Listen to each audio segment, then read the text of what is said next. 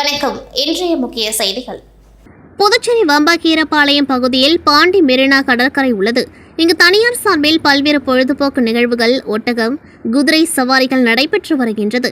இதனிடையே சவாரிக்கு பயன்படுத்தப்பட்டு வந்த ஒட்டகம் உயிரிழந்தது.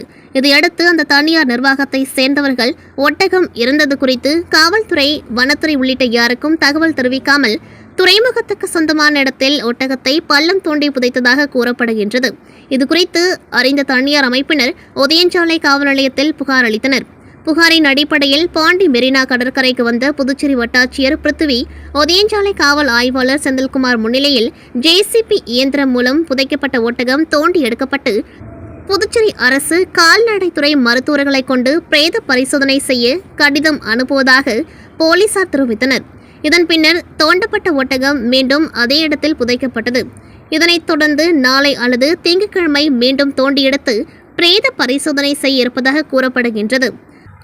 அதன் பின்பு ஒட்டகம் எதனால் இறந்தது என்பது தெரியவரும் என மாநகராட்சி அதிகாரிகள் தெரிவித்தனர். டெல்லியில் பிரதமர் மோடி தலைமையில் நாளை நிதி ஆயோக் கூட்டம் நடைபெறுகின்றது. இதில் பல்வேறு மாநில முதலமைச்சர்கள் பங்கேற்க உள்ளனர். இந்நிலையில் டெல்லியில் நாளை நடைபெறும் இந்த கூட்டத்தில் புதுச்சேரி மாநில முதலமைச்சர் ரங்கசாமி பங்கேற்கவில்லை என முதலமைச்சர் அலுவலகம் தகவல் தெரிவித்துள்ளது. மேலும் வரும் ஆகஸ்ட் 2ஆம் தேதி தாக்கல் செய்யவுள்ள புதுச்சேரி பட்ஜெட்டிற்கு தேவையான நிதியை மத்திய அரசு ஏற்கனவே ஒப்புதல் வழங்கிய நிலையில் நாளைய கூட்டத்தில் பங்கேற்கவில்லை எனவும் தகவல் தெரிவிக்கப்பட்டுள்ளது. தொடர்ந்து பட்ஜெட் கூட்டத்தொடர் முடிந்த பின்னர் அடுத்த மாத இறுதியில் டெல்லிக்கு சென்று பிரதமர், உள்துறை அமைச்சர், நிதி அமைச்சரை சந்திக்கவும் முதலமைச்சர் ரங்கசாமி திட்டமிட்டுள்ளார். நிதி ஆயோக் கூட்டத்தை புறக்கணித்த முதலமைச்சர் ரங்கசாமி மத்திய அரசை முழுமையாக எதிர்க்கிறாரா என்பதனை விளக்க வேண்டும் என்று புதுச்சேரி மாநில திமுக மாநில அமைப்பாளர் சிவா கேட்டுக் கொண்டுள்ளார். இதுகுறித்து செய்தியாளர்களை சந்தித்த திமுக மாநில அமைப்பாளரும் எதிர்க்கட்சித் தலைவருமான சிவா அவர்கள் 10 ஆண்டு காலமாக தொடர்ந்து புதுச்சேரியை மத்திய அரசு புறக்கணித்து வருகின்றது. இந்த முறை மத்திய அரசு தாக்கல் செய்த பட்ஜெட்டில் புதுச்சேரி முழுமையாக புறக்கணிக்கப்பட்டுள்ளது. பெயர் அளவில் கூட எந்த ஒரு அறிவிப்பும் இடம்பெறவில்லை என்று குற்றம் சாட்டினர்.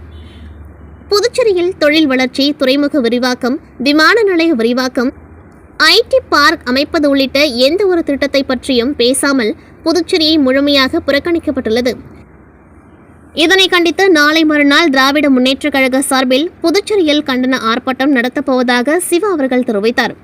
புதுச்சேரியில் இரட்டை என்ஜின் ஆட்சி நடைபெறுவதாக புதுச்சேரிக்கு வந்த போதெல்லாம் பிரதமர் நரேந்திர மோடி, அமித்ஷா, மத்திய நிதியமைச்சர் நிர்மலா சீதாராமன் ஆகியோர் கூறி வந்தனர். ஆனால் இதுவரை புதுச்சேரியில் எந்த ஒரு வளர்ச்சியும் இல்லை என்று குற்றம் சாட்டிய சிவா, வெளி மாநிலத்திலிருந்து புதுச்சேரிக்கு வரும் அதிகாரிகள் புதுச்சேரியில் மன்னராக செயல்படுகின்றனர். தேர்ந்தெடுக்கப்பட்ட ஆட்சியாளர்களுக்கு மரியாதை இல்லை. மக்கள் திட்டங்களுக்கு அனுப்பப்படும் கோப்புகள் நிறுத்தி வைக்கப்படுகின்றது. இதே நிலைதான் புதுச்சேரி தொடர்ந்து நீடிப்பதாக தெரிவித்தார். பிரதமர் பதவியேற்பு முதல் பல்வேறு நிலைகளில் மத்திய அரசை புறக்கணித்து வந்த முதலமைச்சர் ரங்கசாமி தற்பொழுது நிதி ஆயோக் கூட்டத்தையும் புறக்கணித்து உள்ளார். எனவே மத்திய அரசை தொடர்ந்து எதிர்க்கிறாரா என்பதனை விளக்க வேண்டும் என்று கேட்டுக்கொண்ட சிவா, புதுச்சேரியில் அரசு பள்ளிகளில் காலியாக உள்ள 500க்கும் மேற்பட்ட காலி பணியிடங்களை உடனடியாக நிரப்பப்பட வேண்டும் என்றும் வலியுறுத்தினார்.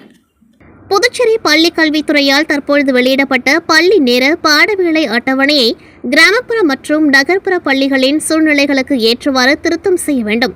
சிபிஎஸ்இ பாடத்திட்டத்தை உள்ளடக்கிய பள்ளி கல்வித்துறையில் தற்பொழுது காலியாக உள்ள பணியிடங்களை உடனடியாக நிரப்ப வேண்டும்.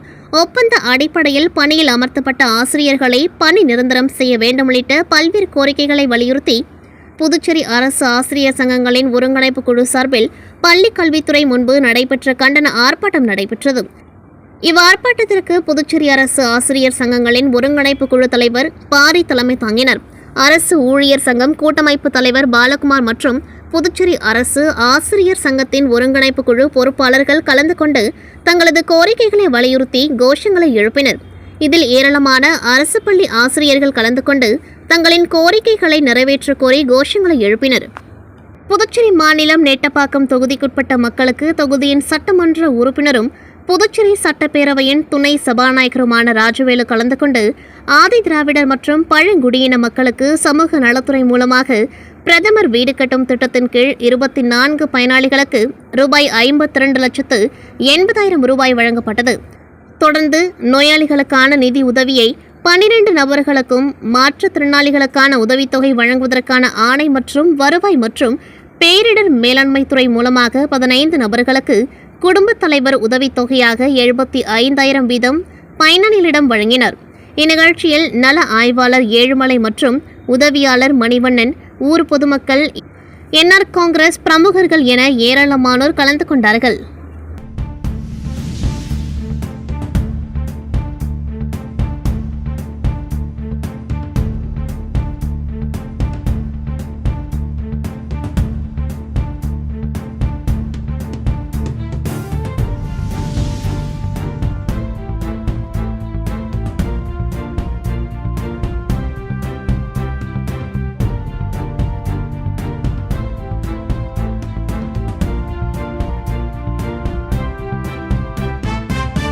காரைக்கால் மாவட்ட போக்குவரத்து காவல்துறையும் சட்டநாதபுரம் நாகப்பட்டினம் 4 வழி சாலை பணியில் ஈடுபட்டு வரும் வெல்ஸ்பன் நிறுவனமும் மதர் தெரசா தொண்டு நிறுவனத்துடன் இணைந்து சாலை பாதுகாப்பு விழிப்புணர்வு ரதம் நடத்தப்பட்டது.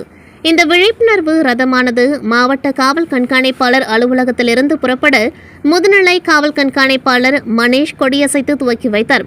இந்த ரதத்தில் போக்குவரத்து விதிகளை மதிப்போம், தலைக்கவசம், உயிர்கவசம், அதிவேகம் ஆபத்தானது, போதையில் பயணம், பாதையில் மரணம், பேருந்தில் படியில் பயணம், நொடியில் மரணம், வாகனம் ஓட்டும் பொழுது கைபேசி உபயோகப்படுத்துவதை தவிர்ப்போம் என்ற வாசகங்கள் அடங்கிய ஒலி எழுப்பப்பட்டு முக்கிய வீதிகளின் வழியாக சென்றது. இந்நிகழ்வில் காவல் கண்காணிப்பாளர்கள் பாலச்சந்திரன், சுப்பிரமணியன் மற்றும் வெல்ஸ்பன் நிறுவன பாதுகாப்புத்துறை உதவி மேலாளர் கோபிராஜ், சமூக பொறுப்புணர்வு அலுவலர் ஜூலியஸ் மற்றும் மதர் தெரசா தொண்டு நிறுவன இயக்குனர் ராமர் மற்றும் பணியாளர்கள் கலந்து கொண்டு சிறப்பித்தனர். காரைக்கால் அடுத்த தல தெருவில் அமைந்துள்ள ஸ்ரீ தங்க மாரியம்மன் ஆலயத்தில் திருவிளக்கு பூஜை வெகு விமர்சையாக நடைபெற்றது. இதில் ஏராளமான பக்தர்கள் பங்கேற்று சுவாமி தரிசனம் செய்தனர். புதுச்சேரி மாநிலம் காரைக்கால் அடுத்த தலத்திரு பகுதியில் அமைந்துள்ள ஸ்ரீ சிவலோகநாத சுவாமி தேவஸ்தானத்தை சேர்ந்த ஸ்ரீ தங்க மாரியம்மன் ஆலயத்தில் ஆடி 2வது வெள்ளியை முன்னிட்டு திருவிளக்கு பூஜை வெகு விமர்சையாக நடைபெற்றது. இதில் 200க்கும் மேற்பட்ட பெண்கள் பங்கேற்று குத்துவிளக்கை அம்மனாக பாவித்து குங்குமம், பூக்கள் கொண்டு பூஜித்து வழிபட்டனர். முன்னதாக ஸ்ரீ தங்க மாரியம்மனுக்கு சிறப்பு அபிஷேகம் நடைபெற்றது.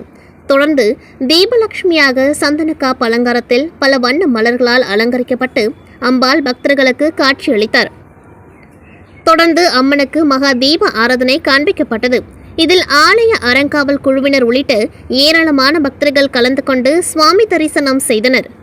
காரைக்கால் மாவட்டம் பிள்ளை தெருவாசல் பகுதியில் அமைந்துள்ளது நூற்றாண்டுகள் பழமை வாய்ந்த பிரசித்தி பெற்ற புனித சந்தனமாதா பேராலயம்.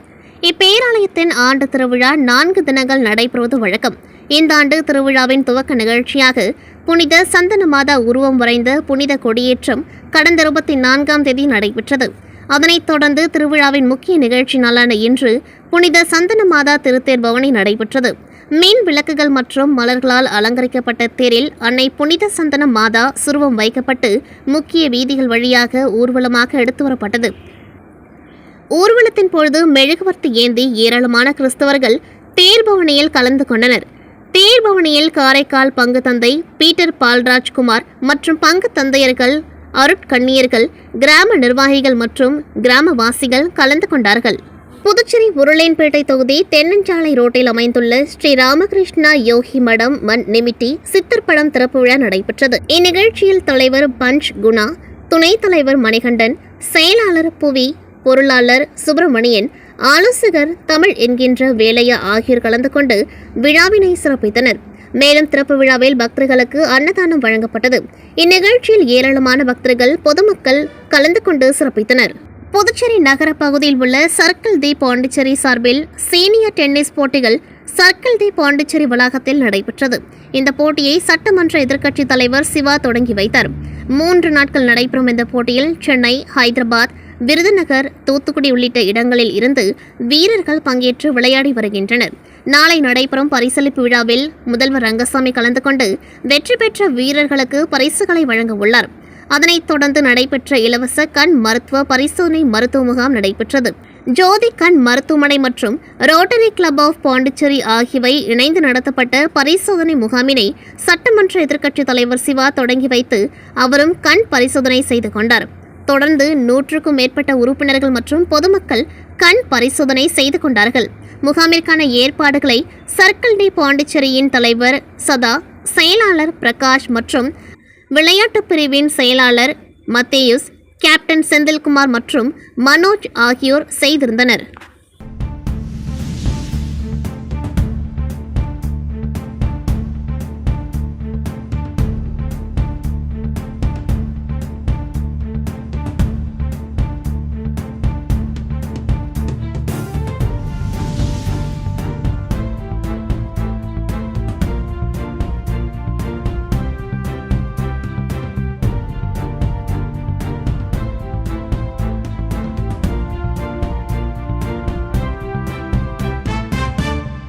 அரியாங்குப்பம் சட்டமன்ற தொகுதிக்குட்பட்ட கண்ணம்மாள் தோட்டம் பகுதியில் எழுந்தருளி உள்ள முத்துமாரியம்மன் ஆலய ஆடி மாத திருவிழா நடைபெற்றது.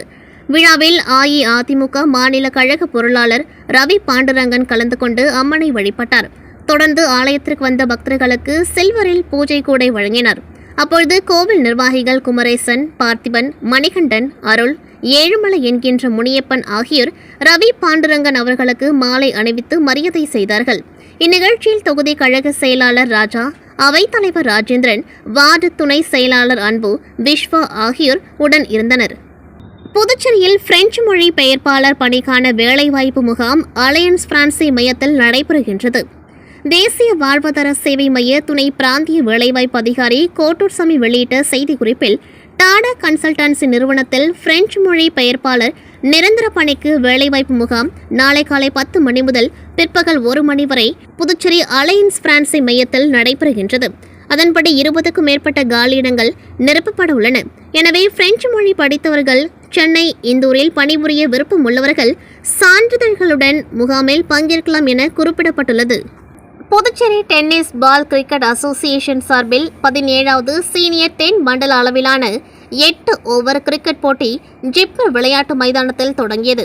இதில் புதுச்சேரி, தமிழ்நாடு, ஆந்திரா, கேரளா, கர்நாடகா, தெலுங்கானா ஆகிய 6 மாநிலங்களைச் சேர்ந்த வீரர் வீராங்கனைகள் கலந்து கொண்டார்கள். நிகழ்ச்சிக்கு Puducherry tennis ball cricket association சங்க செயலாளர் ரத்னவேல் பாண்டியன் தலைமை தாங்கினார். ஒருங்கிணைப்பாளர் பழனிவேல் முன்னிலை வகித்தார். போட்டியை தலைவர் கிருஷ்ணமூர்த்தி, புதுவை காவல்துறை இன்ஸ்பெக்டர்கள் கோபாலகிருஷ்ணன், கிட்லா சத்யநாராயணன் ஆகியோர் கலந்து கொண்டு தொடங்கி வைத்தனர். இதுகுறித்து கிரிக்கெட் போட்டி ஒருங்கிணைப்பாளர் கூறும்பொழுது, இதுவரை இந்திய அளவில் டென்னிஸ் பால் கிரிக்கெட் போட்டி விளையாடி 32 தங்கப் பதக்கங்களை வென்றுள்ளதாகவும், இதில் வெற்றி பெற்றவர்கள் பல்வேறு அரசு வேலைவாய்ப்புக்கு சென்று தற்பொழுது பயனடைந்து வருவதாகவும் குறிப்பிட்டார். விளையாட்டு வீரர்கள் கூறும்பொழுது, பெண்களுக்கு வாய்ப்பு கிடைப்பதே கடினமாக உள்ளது. நாங்கள் கிடைத்த வாய்ப்பை பயன்படுத்தி 2 முறை மாநில அளவில் வெற்றி பெற்றுள்ளோம். தற்பொழுது வெற்றி பெற்றால் 3வது முறை வெற்றி பெறுவதற்கான அனைத்து சாத்தியக்கூறுகளும் இந்த மைதானத்தில் உள்ளது.